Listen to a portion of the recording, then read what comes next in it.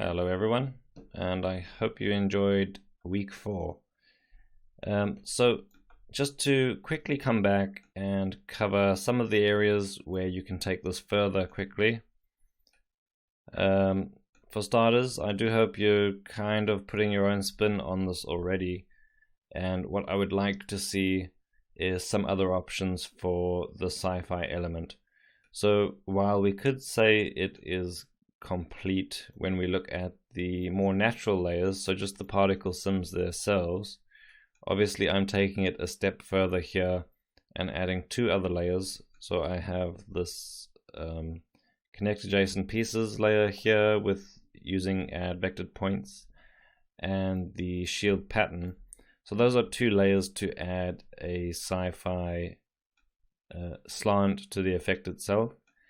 If you're going with a more magical in terms of fantasy look, then don't just stop at these 3 layers. Try to find another 2 or 3 layers you can add on top but are much more naturalistic.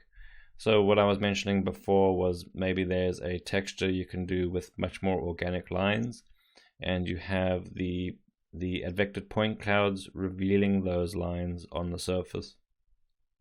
That's one option, especially instead of these geometric shapes here. In terms of trying to add something internal, you could try something more volumetric. So volume-based simulation that will be rendered as a volume for the internal. So that would be a little bit more magical. Or if you're sticking with the sci-fi theme, try and push these even further or change the shapes, just try something different. Not to mention, it is a sphere that's being hit by bullets, so you can always add some deformations, so some rippling on the surface or something like that. So I think there's loads you can do here, and this is probably the most powerful step in this setup for adding extras. Then there's also the impact smoke and sparks. Obviously you can go a million ways on that level as well. And if I just jump over here to the comp, if we look at what the shader looked like, it's actually pretty basic, and I would say there's definitely potential here to do more with the shading. So as ever, spend a little bit of time really experimenting with the shader. You'll be surprised how much you can get done in just a shading network itself. So try an effect where the shader is actually the most important aspect and the rendered particles and smoke, etc. are a secondary aspect.